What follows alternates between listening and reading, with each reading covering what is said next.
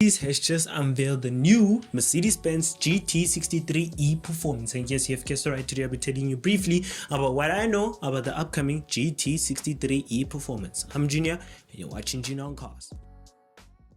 Mercedes has just unveiled the new GT63 SE performance. While the new GT63 ES performance will be having a V8 still, but it will be having some electric buttons to boost it, which means the new GT63 SE performance is going to be a plug-in hybrid. So unfortunately, it's not going to be raw V8 or even going to be a V8 in general. It's going to have some friends to boost more power, but it's most likely going to have 800 horsepower. But Mercedes hasn't really told us the stats, the horsepower, the torque, the gearbox, as well as the top speed and 0 to 60 time. So we can just assume, but I can say that Mercedes is gonna give it 800 horsepower, most likely 780 as well. But the torque wise might be 800 newton meters of torque. If they give it 800 horsepower, might be more or less torque, it doesn't matter. But I do know that it might also be full wheel drive because of the electric batteries as well. Well, I'm not sure how many electric batteries are going to be in there, but I can assume that it's going to be 4-wheel drive because of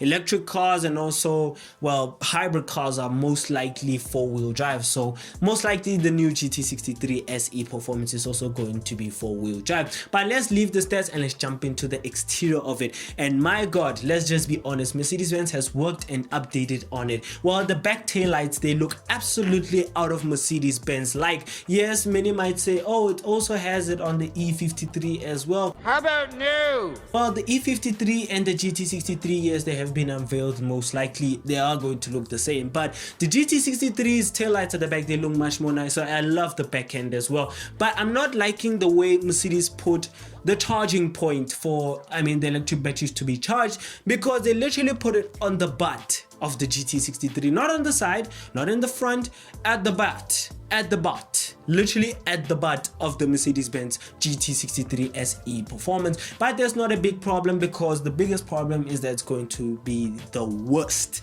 sounding V8 that you can hear on the road, because, well, plug-in hybrid cars don't really sound nice if they even if they have V8s. Well, honestly speaking, there's not really much to say, because the sound is just going to sound very terrible, even though you do have some lovely exhaust tips for it, and most likely they are going to be much more of a hollow sound, because it's not really going to sound well, so it's not really going to show off that much.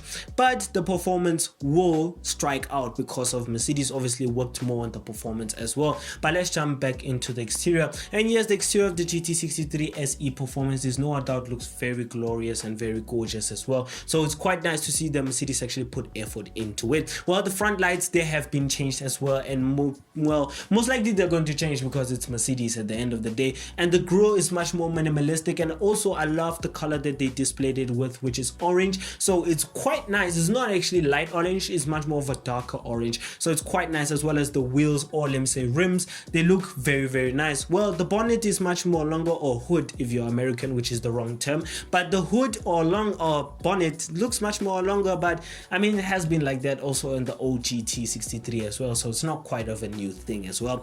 But let's jump into the interior as well. Let's leave the exterior. Well, the interior, as you can see, Mercedes-Benz has decided to put the S-Class screen on it inside. Well, the driver's display, well, it has been updated as well, so Mercedes has actually done a lot of changes to the new GT63 as well. So it's quite nice to see that Mercedes actually took some stuff very seriously. And also the seats, you still get some new leather, as well as some nice comfy sport seats as well. Well, unfortunately, I've never seen a GT63 with Alcantara, so it's most likely leather, but I do love the leather. It's very nice, and it's Napa leather, so it's much more nicer and also much more warmer as well, because it will be having some features such as warmer seats and warmer steering wheel as well. So it's quite nice to see that Mercedes-Benz still has some futuristic tech on it. And obviously the new GT63 SE performance will be having some new tech. It's not going to be old tech like we have in the new GT63 that we have. Or if you don't know what GT63 I'm talking about when I say the one we have,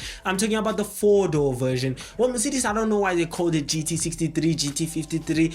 they just gave it the same name as the GT63, so it's quite confusing for some people, but now you know which one is which. So the GT63 SE Performance will be having a new interior, exterior, and also some new performance parts as well. Well, I'm not sure does it raise the spoiler at the back, but if it does, it will look much more nicer. And yes, if I haven't said, Mercedes-Benz has also unveiled the Roadster version. So it's the coupe and the Roadster version that will be having the plug-in hybrid. No electrical version unveiled yet, unless Mercedes-Benz decides to put an electric version on point as well. But if they don't, it doesn't really matter, because many people are gonna buy the plug-in hybrid version, or many people won't.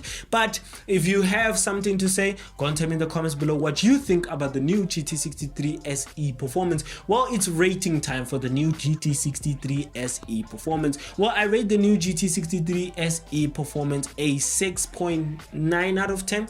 I'm not really gonna hate it because I love the exterior and also I love the interior as well, so it's quite nice as well. But unfortunately, I forgot to mention, it's not really going to be practical at the boot, because the boot is still going to be small, and also it's not wise to have passengers at the back, because I mean, if you're tall as I am and you have to put the seat a little bit backwards, it's going to be a bit of a problem for the passengers at the back. So it will be wise to just make it 2 people in front. But the boot space is just going to be enough for 2 bags or 2 or 3 bags.